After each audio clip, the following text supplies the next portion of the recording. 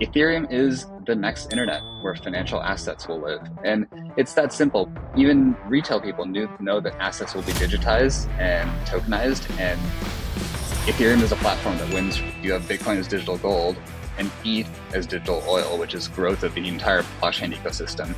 And they belong together.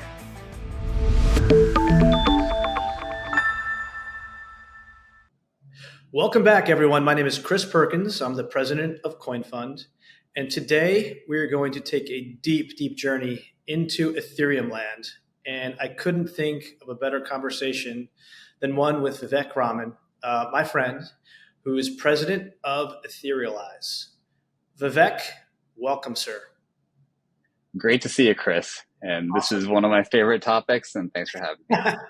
Yeah, we're going to talk a little bit about Ethereum today. I'm just guessing, and it would be really helpful if you started by just giving us a little bit of background of how your story, what brought you here, and then I'd love to learn a little bit about Etherealize.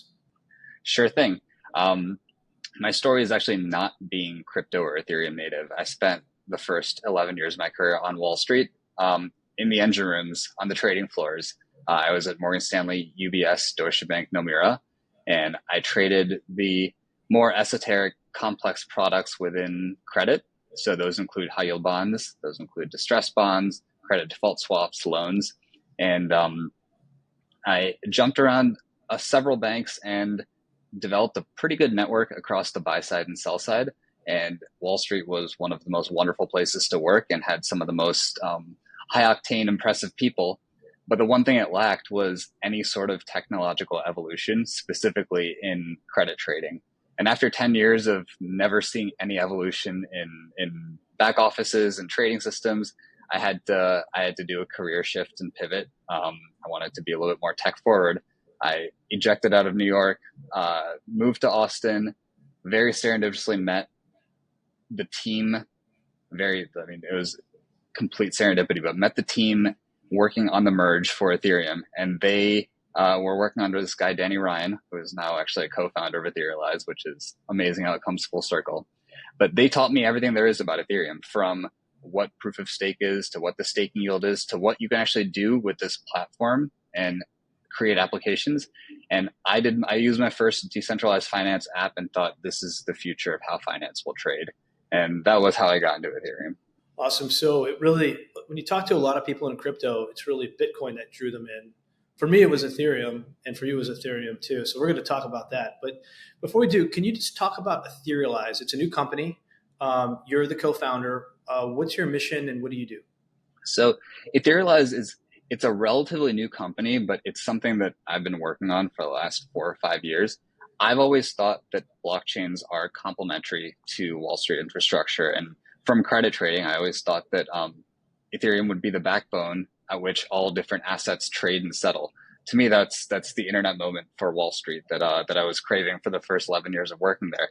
I've been working on institutional adoption, which means just going around to my network, the banks, the buy side, and saying, hey, do you guys want to integrate Ethereum in some sense? Should we tokenize assets? Should we trade? Should we use decentralized finance apps? And honestly, I got rejected for the first 4 years because the US wasn't ready to integrate blockchains into the capital markets. So for 4 years, banks knew what blockchains were. They've all experimented with them, but didn't want to use public blockchains like Ethereum. Last year, when all of that started to change, BlackRock started tokenizing their money market mutual fund. The ETH ETFs got approved, and the regulatory landscape started to shift. That's when we formalized these efforts and said, okay, you know what? Now is the time to accelerate. Now is when we're going to have the adoption moment for Ethereum. And we formalized it with Etherealize. Awesome.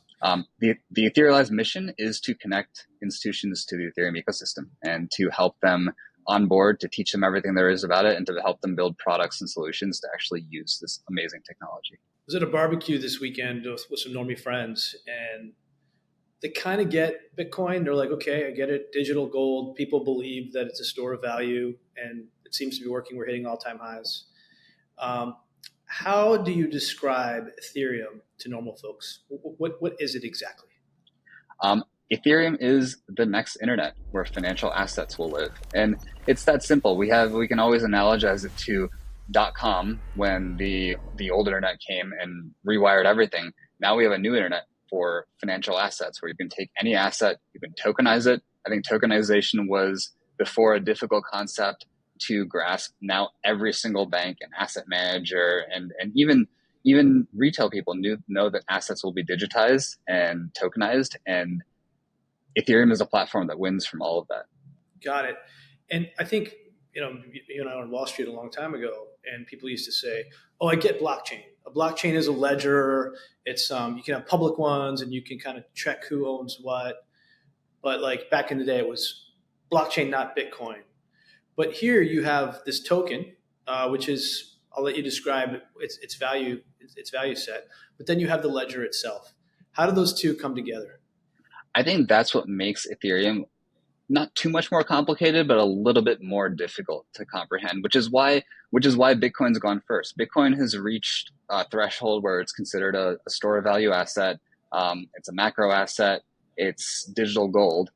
Ethereum has two things. One, it has this financial internet, this platform where you can take every asset in the world, represent it digitally, program it, trade it, settle it, own it. I mean, the possibilities are absolutely endless. But every crypto blockchain system has to have an asset powering it. ETH is the asset that powers every transaction in the Ethereum ecosystem. So every time there's a stablecoin transfer, ETH benefits. Every time a new asset's tokenized, ETH benefits. Every time we create a new application and use decentralized finance or decentralized social media or put a game on Ethereum, ETH benefits. So ETH is that asset that accrues value from activity in this economy. ETH is the store of value for the Ethereum economy. So it's a little bit more complex by necessity than Bitcoin is, but the potential, I think, is far greater, and it's a way more exciting vision. If you have any questions about how to navigate the current environment, Wealthion can help connect you with a vetted advisor to get a free portfolio review. Just click the link in the description below or head to wealthion.com/free.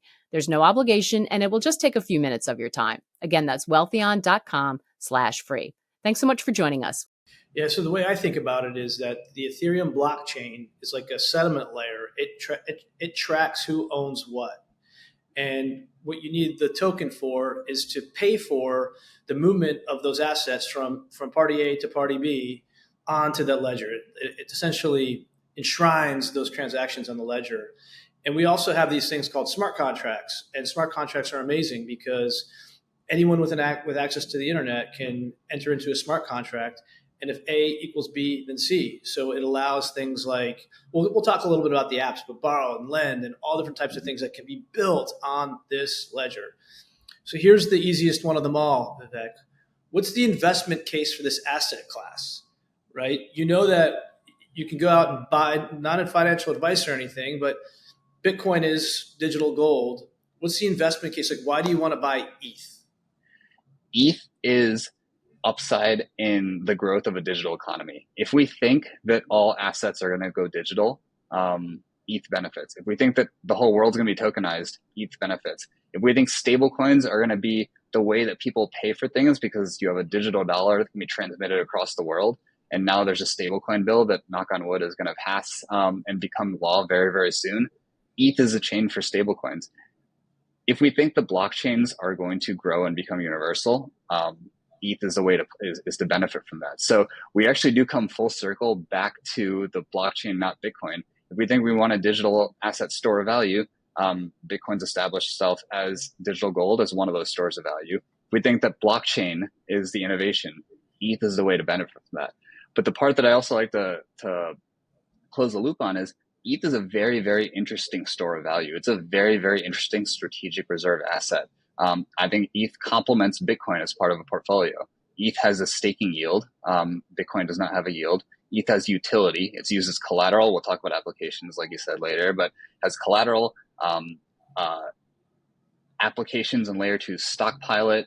It's almost like oil in a sense that it's so strategic to the functioning of the digital economy that ETH has its own place as its own standalone store of value. And I firmly believe that if we think that blockchains are going to be as big of an innovation as AI and other game-changing technologies, there won't just be one store of value. So the investment case is you have Bitcoin as digital gold and ETH as digital oil, which is growth of the entire blockchain ecosystem, and they belong together.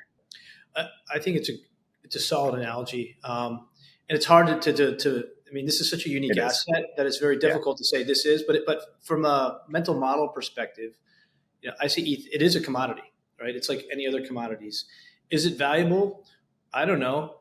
You just talked about $3 trillion of potential. I mean, when I say $3 trillion, that's what our own Department of the Treasury is saying. The number of stable coins that are coming on chain. I think Ethereum probably benefits from that because I think the other blockchains are going to benefit as well. They hold stable coins, but Ethereum it's 10 years old. And like when I was in TradFi, we would want 10 years of history. This is an asset that hasn't been down in 10 years. It's not, it's stayed up. It's been viable for 10 years. It has a million validators. It's very diverse. And it's very, very resilient. And so if you're going to be putting trillions of dollars in dollars onto a blockchain, I think the commodity that powers them is probably pretty strategic. Do you agree? I could not agree more. I mean, that's the thing. It's if we think, we have to think way bigger than what blockchains achieved in the last 4 years. So we weren't allowed to do anything with blockchain in the last 4 years. There was no regulatory framework. Now every single bank, every fintech are all rushing to launch their own stable coins. The majority of all stable coins are on Ethereum and across the Ethereum network, layer 1 and layer 2s. We should chat about the layer 2 design too, because it lets every company have their own blockchain. That goes to the next thing. If we think that the future is every company will have their own blockchain and run their own system, those can plug into Ethereum if they're layer 2s. ETH benefits from that too. And if you have assets that are programmable and tokenized, I mean, the sky's the limit on the amount of assets you can put onto the system. Yeah, ETH's going to be pretty valuable if it's powering all of that. So can we talk through some of the utility? We talked about stable coins and tokenization. What's the point? Like, why do people want to bring dollars? Why are stable coins important? Why is tokenized securities important? Can you walk us through that? Let's start with the clearest product market fit is stable coins. And that's because people want dollars, and dollars are not that easy to access. It takes days to send wires. It costs egregious fees, honestly, if you want to send wires internationally. Wires have gotten, this is sending dollars abroad. It can take weeks or more for approvals. Dollars should move at the speed of the internet. And the only way to do that is to digitize them and put them on a public blockchain, which is open, which is owned by nobody. It's not a closed system. So it's not owned by a bank. It's actually as open as the internet, which means it's as secure as the internet, which means it's as trackable as the internet. That's a very, very powerful use case. And the world wants access to dollars, and they're doing that with blockchains. So without regulation and clear rules of the road, stablecoins have already thrived. There's already over $200 billion of stablecoins. And again, most of them are on ETH. Now with regulation, with a stablecoin bill that's hopefully going to be enshrined into law, that number, like you said, our own Secretary of the Treasury is saying it's going to be 3 trillion. So that will increase access to dollars globally. It gets even cooler when you graduate from stablecoins and go to tokenized assets. Should stocks only trade 9 to 4? Arguably no. Should more people have access to the complex financial products that Wall Street creates? Probably. Increasing access and increasing distribution and opening up the ability for anyone in the world to own and trade something is only going to increase commerce. It's the most positive sum outcome ever, and blockchains enable that.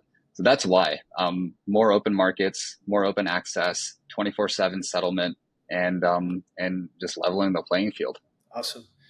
Can we go back to what we call tokenomics, right? Tokenomics are the properties that underpin a token.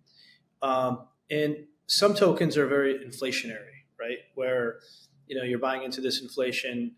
Can you talk through like the dynamics of the token, how yield works, and how it's inflationary? So if people are thinking about, hey, I kind of like this asset, how do the tokenomics work, and how do they behave over time? It's very, very important for the token underlying a blockchain system to be attractive as a store of value, to be something that people hold, because the token is used for security. The token is used as a proxy for the whole entire ecosystem. And ETH's tokenomics are really, really interesting, and they haven't been expressed clearly enough. Everyone knows that Bitcoin has a 20 million supply cap. Everyone knows that Bitcoin halves every 4 years. It's a very simple, understandable set of tokenomics. And so people have accepted this is digital gold.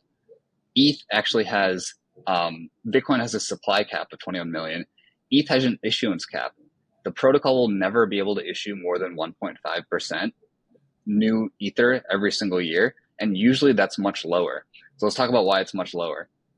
One of the things that brought me into the ecosystem, made me absolutely love ETH, is that ETH is linked to activity in the ecosystem. So the more activity that happens on Ethereum, the more stablecoins that transfer, the more applications there are, the more users there are using the system, the more ETH actually becomes deflationary, because activity creates a burn mechanism. Just like if you use oil, oil burns. So there is a scarcity mechanism built in that actually makes ETH's tokenomics very cool, is that more usage lowers the inflation to the point where sometimes ETH is deflationary. So now you have an asset that has a max capped issuance, can sometimes be deflationary, and is usually much, much lower even than Bitcoin's issuance, and it has a staking yield. So the staking yield is where things get really interesting, because I'm biased. I come from credit trading and Wall Street. I think yield is the ultimate application. Most of the world wants yield. Most of the world is risk averse. They don't need to play price appreciation. They want fixed income instruments. ETH has a native yield of about 3%. And that's very, very powerful. So you have this store of value with low issuance to maybe deflationary issuance with the staking yield that people hold and stockpile. I think that sounds like a pretty attractive store of value. Yeah, full disclosure, we have worked together on ETH yield before. We are the producers of something called Caesar, which is the composite Ether staking rate, which is kind of like the risk-free rate of Ethereum. But I mean, once I realized that wow, there's actually a yield here. We're like, wow, we need to standardize this thing, and that's why we put forth that yield. And we're seeing incredible innovation from insurance to structured products. That's, for people with an institutional mind, makes a ton of sense. And I think retail is getting much more sophisticated, and they're going to be absolutely taking advantage of yield products. And then you layer on top of that AI agents who really understand how to optimize yield. It's going to get crazy, but very good for individuals. Vivek, you talked a little bit about layer twos. If you could just break down what they are, who they are, how they work, and then how they come together with this ecosystem called Ethereum, be very, very helpful. Definitely. I think layer twos were a design choice by the Ethereum ecosystem very early on. And we are now seeing the fruition of that design choice. And the choice was this: you can put all of global finance onto one blockchain, or you can say that different asset classes have different regulatory requirements. Different banks and institutions will have different sets of rules they need on blockchains. So there could also be a world where every bank has their own chain, or there are different chains by region, by regulatory requirements, and certain assets that are super high frequency trading might require different types of blockchain environments and something that's very, very slow. What Ethereum said is, let's scale by allowing customizable blockchains to be built on top of Ethereum. And those customizable blockchains are called layer twos. And what the beautiful part about a customizable layer two blockchain is that institutions that want to build their own chain don't actually need to build all the infrastructure that ETH already has. They can just leverage on top of it. They can just sit on top of Ethereum, inherit the security, which is the most secure blockchain in the world, from Ethereum, and then build their own environment and ecosystem. For a long time, people criticized Ethereum for scaling and allowing for many different layer twos to form rather than putting it all into one place. That is now starting to shift when we start to see real institutional adoption. Very recently, Robinhood chose to deploy their first instance of tokenized stocks, which is one of the most brilliant, I think one of the most bullish and inspiring cases we've seen in Ethereum. They did it as a layer two. And the reason is because they wanted their own customization. They didn't want to use someone else's ecosystem. They wanted to find their own. Every bank's going to say that. And that's how the layer two ecosystem flourishes. What connects all the layer twos? They're all rooted into Ethereum. All these layer twos can talk to each other. They can bridge to each other. The assets can travel seamlessly to each other, especially, as you said, Chris, with AI agents that can navigate all the complexities. So you get in this ecosystem where you have the security of Ethereum, but you have the customizability that each institution or player may want. That's a winning combo. Yeah, so I like to think of it as very modular, right? So We're going to talk about apps now. So if you're constructing an app, you can dial up your backend to accommodate for whatever you're trying to achieve. If it's what we call high TPS or transactions per second, low fees, et cetera, and it introduces this modularity for specific apps. One of the things crypto's been criticized for forever is that, okay, here's the solution. What's the problem? Like, where are your applications? Like, what's the utility, right? With all this wonderful background right now, can you talk through the application layer? Like, what applications are you seeing? What utility do they deliver? And how does the application come together with layer twos and layer ones and all this other stuff? The application layer is by far the most important part. And at the end of the day, if we don't have great applications, just infrastructure, then we've scratched the surface of what's possible on blockchains. The most straightforward application is the ability to trade assets. You have assets like stablecoins. You have assets like tokenized securities, tokenized real estate, tokenized money market funds. Being able to trade between one or the other 24/7 using a program instead of using an intermediary. That's how the financial system should work. And so trading is one of the first and most currently used cases for Ethereum and other blockchains. The examples of trading apps are Uniswap and Curve. And these applications let anyone in the world plug in their assets, plug in their wallets, which they can own, and swap to other assets. It was brilliant. Actually, my aha moment for Ethereum, and the reason I'm here and can never go back, is when I use Uniswap for the first time and traded an asset without the frictions, without 3 days of settlement. As I immediately thought, this is the future of all of finance, was when I first used Uniswap. But it gets better. Once you have assets on a blockchain, not only can you trade them, but you can lend against them. You can borrow against them. If we look at every wealthy person, no one ever sells their assets. They borrow against their assets. People want to accumulate and own assets and unlock financial access to those by borrowing against them. People take mortgages against their houses. People take margin loans against their stock portfolios. Well, with lending protocols on Ethereum, like Aave, like Morpho, you can deposit your assets that you think are very high value assets, like ETH. If you think ETH is a store of value, instead of selling your ETH, you can deposit it and you can borrow dollars against it and pay an interest rate. That's all done programmatically. There's no loan docs. There's no intermediaries. It's all done instantaneously. You can repay your loan whenever. And if the loan goes underwater, the protocol, the application itself, will liquidate it. And that way there's no bad debt. So you don't get in this issue where there's potential financial crises. Because you have people in the middle that can't keep up with liquidations. And it's all done with code and programs.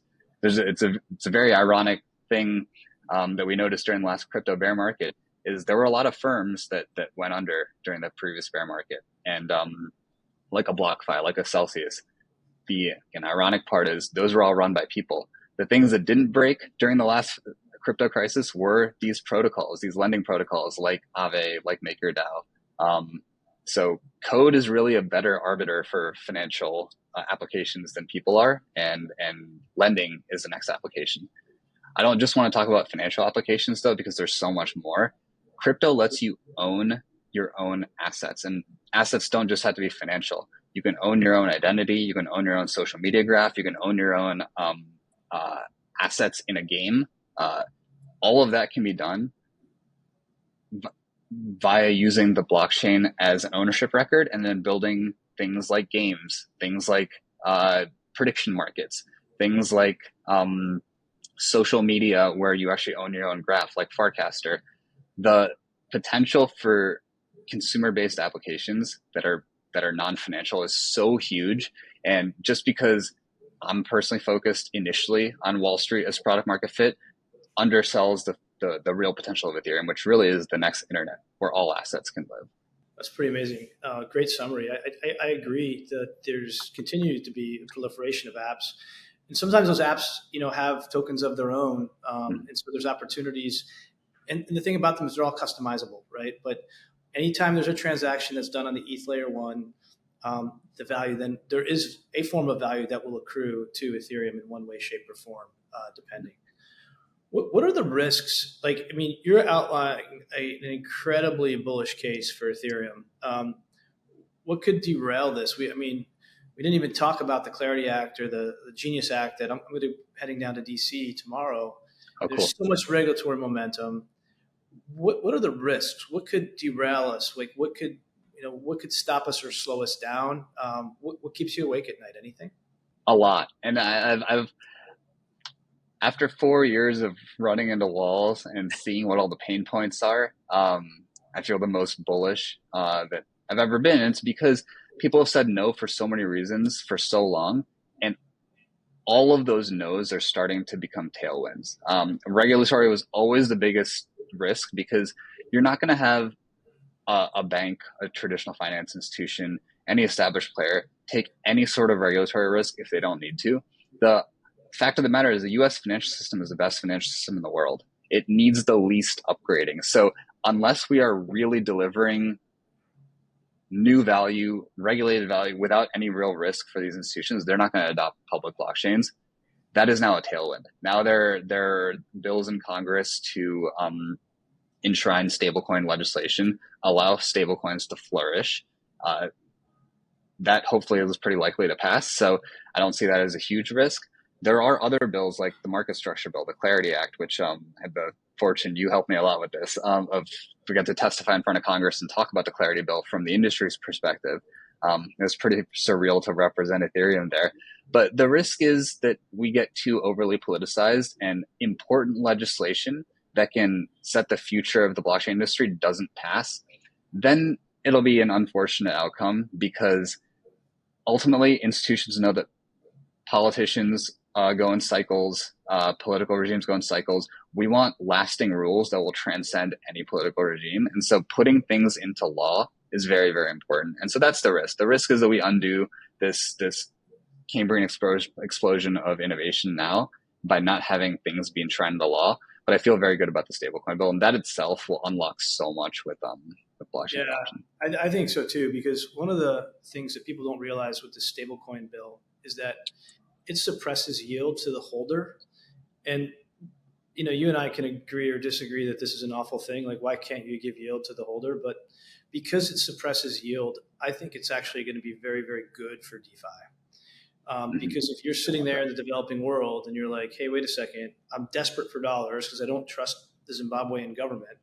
So give me the dollars, but dollars are depreciating without yield. And so you can go into DeFi, where that you can borrow, lend, you can do all these different things, or even buy into alts to generate incremental value or generate yield. Of course, there's risk associated with it, but I think that that's probably going to happen as a next step.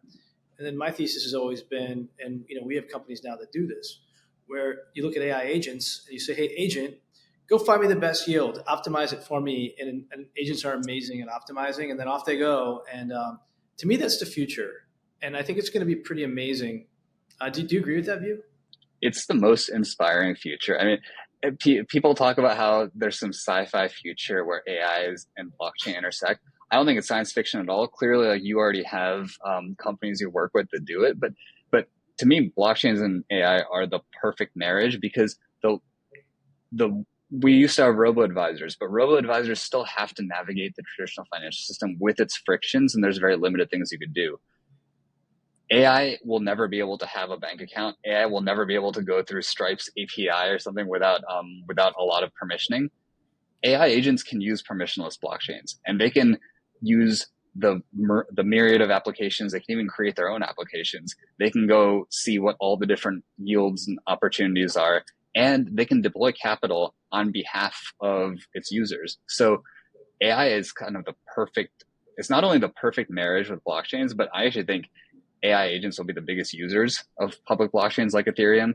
And I've done this exercise where I've actually asked every single AI model where they would feel most comfortable transacting and storing value, and they feel like they would have the most reliability and global accessibility. And every single one of them, from ChatGPT to Grok to Claude, say that it's the Ethereum ecosystem due to its uptime, due to its reliability, due to its security and this decentralization.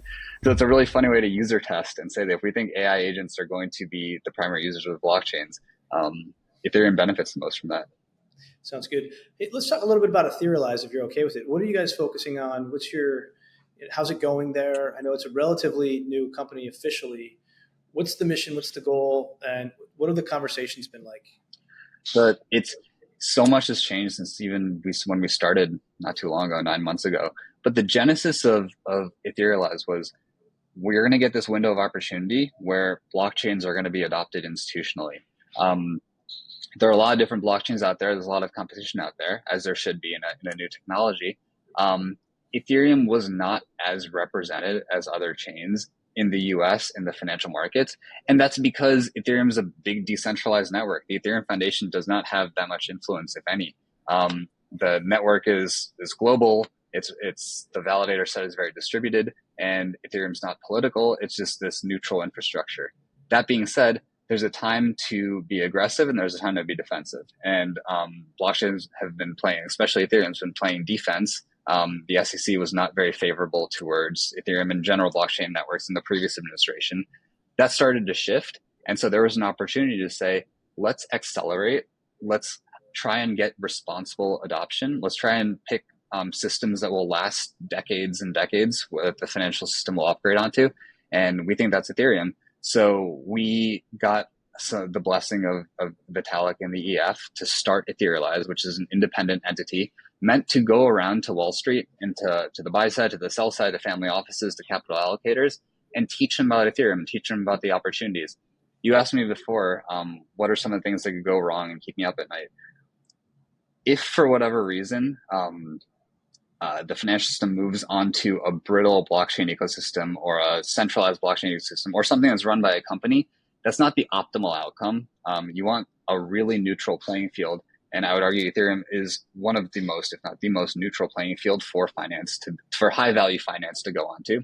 And so with that, we started taking that message around institutions, and it went really, really well. There was so much appetite for people to connect to Ethereum, whether that means guide them through tokenization projects, whether it means teach them about the layer 2 opportunities where banks and asset managers and players can create their own layer 2s, to explore what the application space looks like. What is DeFi? To basically speedrun how I learned about Ethereum by using Uniswap and by buying ETH asset. That's what Etherealize's mission is, and it's absolutely inspiring to see how many big name institutions really care and want to learn when this window is open. So that's what I've been sprinting. I've had hundreds and hundreds of meetings. A lot of them, you've been tremendously helpful in getting us into policy and in institutional players. And really, it's a positive sum game. The more adoption we see, the more opportunity we're going to create in this Ethereum economy. And again, I like playing positive sum games, and working on Ethereum to me is the highest calling. Awesome, man. I get asked all the time, Chris, like, where's the book? Like, how do I learn about this thing? Is there a book? What's the best reference? I think I know what you're going to say, but if someone wants to learn more about Ethereum and the Ethereum ecosystem and familiarize themselves, with the apps, the layer 2s and everything else, what's the best way to do it? The part of Etherealize's mission is education. And so we saw a gap where there are not that many books. There aren't that many sources where, again, the audience for teaching about Ethereum isn't crypto people, because they already know about Ethereum. It's everyone else. And there hasn't been much, to be honest. So what we can either put out a lot of research and reports, which we have. We wrote a report on ETH called ethdigitaloil.com. And that's open for all of this is open for the whole world to read and learn. But the inspiring thing we're starting to see is, what's a higher leverage point? Why don't we educate institutions about ETH and Ethereum? And then institutions have much more distribution. They go to their client base is global and across the US. So what we're starting to see is banks and asset managers are starting to write institutional grade reports about Ethereum and the potential. And so that's what I would point to. Fidelity just put out a brilliant report about Ethereum and how you should look at Ethereum as an economy. We're seeing a lot more literature. Bank of America, I think today, put out a piece saying Ethereum is the next internet. So we're actually seeing this permeate to audiences from institutions themselves. And that's what's been inspiring. That's when you see the critical mass and the narrative started to take hold. We can also talk about the treasury vehicles, because those are another really good way to learn about Ethereum and its potential, and those are going to be amazing amplifiers for Ethereum, just like MicroStrategy was. Let's talk about that. So, if someone is interested in acquiring that asset, they can buy the asset from like an exchange. They can buy an ETF now. Now there's these treasury companies. Can you explain the difference between the three, how they work? Definitely. So the crypto native people, which again will be the minority, our goal is to onboard the world. Our goal is not, we're not trying to push some fringe technology. No, we want open access to everyone. But the crypto native players will say, I want to own the actual tokens themselves. I want to own the actual assets themselves. I tend to believe in that. I like holding ETH and then staking it myself, because you have your own property rights. You get to own your own assets. It feels like owning a home, or it's like owning a digital version of an asset. That being said, there's downsides to that. And there's risks to that. You need to have private keys. You need to be worried about safety. You need to be worried about hacking risk. And it's higher when, just like if I had a wad of cash under my bed, that's riskier than keeping it in a bank. So similarly, there are ways to still have access to ETH, the asset, with the equivalent of putting in a bank. One is an ETF. So you can buy an ETF of ETH. BlackRock and the other ETF issuers saw their highest ETF inflows ever over the last week. So clearly the demand there is rising sharply. But then you can own a stock that represents the price of ETH, and then the ETF issuer will hold the ETH for you. That's great. That's a very, very clean way. And honestly, that means ETH can go into retirement accounts. It's way more accessible. It can go through brokerage accounts. That's amazing. However, ETH is a productive asset. ETH is the potential for ETH is very, very high. We talked about the staking yield. Right now, you cannot access the staking yield for ETH through the ETFs, which should change pretty soon. So that's going to be very good, and it's going to open up even more benefits for the ETH ETFs. But there's this new wave of companies, public companies, that are saying, why don't we become holding companies for assets? Michael Saylor and Vic started this off with Bitcoin, and he made MicroStrategy, and MicroStrategy is the largest public holder of Bitcoin out there. And it's a way for retail to get access to Bitcoin. And he also, as a result, has taken Bitcoin's brand almost single-handedly and made it pretty universal. It's pretty impressive what he's been able to do there. ETH is also an excellent treasury asset. ETH has what Bitcoin has, plus yield, plus ability to put it into DeFi, plus ability to use as collateral, plus the ability to borrow stablecoins against it.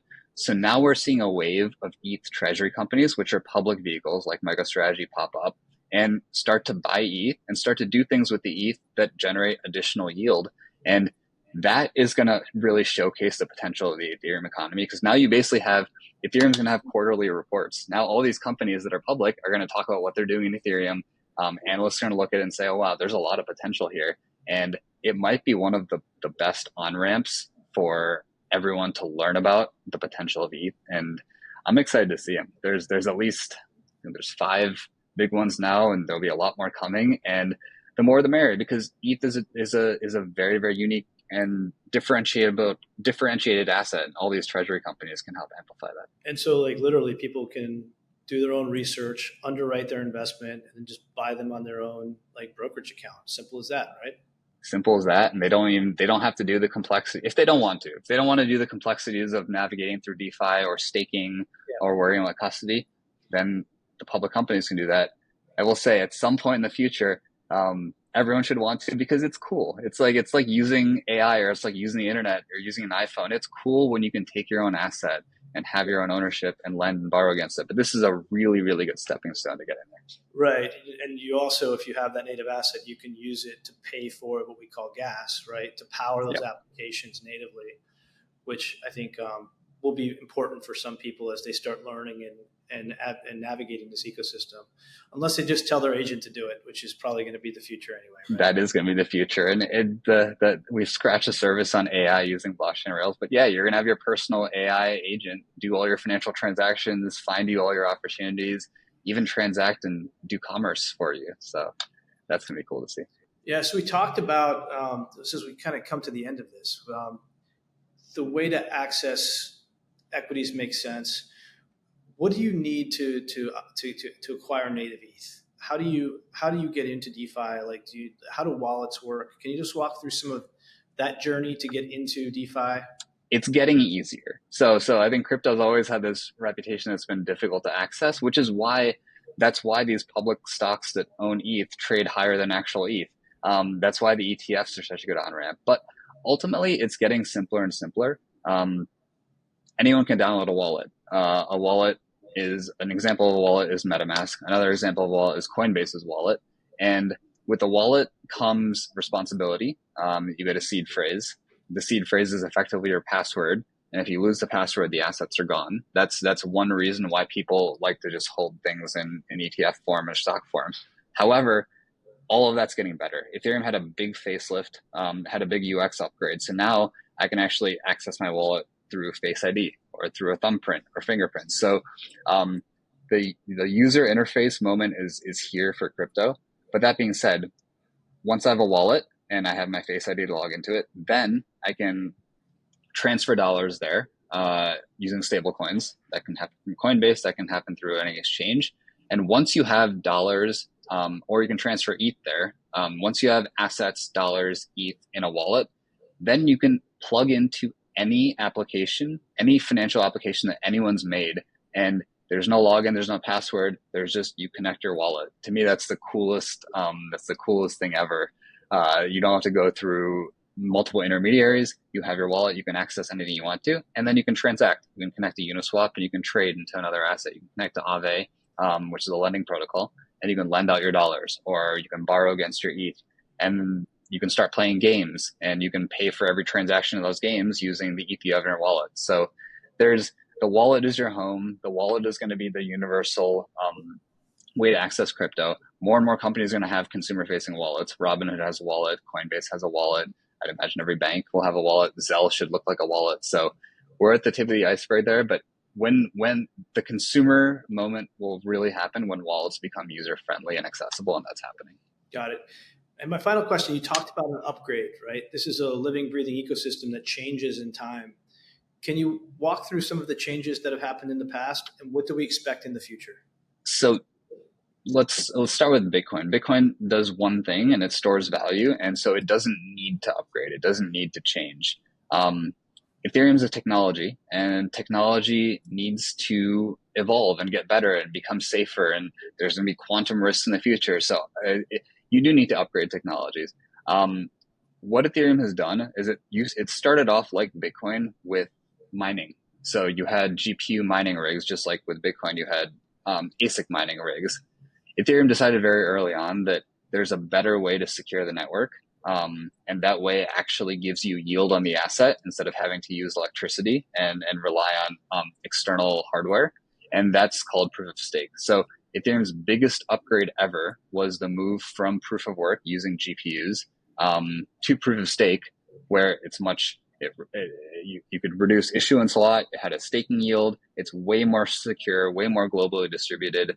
That was the biggest upgrade ever. Ever since then, Ethereum has been getting faster on layer 1. It's been getting faster on layer 2s. All that is to get ready for the world to come on chain. And it's been improving its user interface for that exact use case I said. Instead of having 24-word seed phrases, you can start using Safe ID. You can start programming your wallets. You can start programming access. So it's becoming faster to use, cheaper to use, and easier to use. And that's going to be the direction of every Ethereum upgrade going forward, while importantly, maintaining a decentralized network. Like what is decentralization at the end of the day? It's security, it's resilience, and it's not having counterparty risk. And so if you start to centralize parts of the network, then it becomes more brittle and fragile. Ethereum wants to stay maximally decentralized, so it's always up, and it has the best uptime and institutional properties that are going to let it be used. Love it, love it, love it. Vivek, how do people connect with you? I think we have to go back to Twitter. I guess that's the mode of communication. It was Bloomberg for the TradFi world. It's Twitter now. So I'm Vivek Ventures on Twitter, and Etherealize is just getting started, and we're really, really excited to do our part and help this wave of adoption. I really appreciate your time today, and thank you for teaching us about the Ethereum ecosystem. Pretty exciting road ahead. Hopefully this week is crypto week in Congress. Can't We're going wait. to get a lot of momentum coming out of that, and look forward to seeing all the amazing things that you built. Thanks again for coming on, sir. Enjoy your time in DC. Thanks for having me. Cheers, buddy. If you have any questions about how to navigate the current environment, Wealthion can help connect you with a vetted advisor to get a free portfolio review. Just click the link in the description below or head to wealthion.com/free. There's no obligation, and it will just take a few minutes of your time. Again, that's wealthion.com/free. Thanks so much for joining us. We'll see you again next time.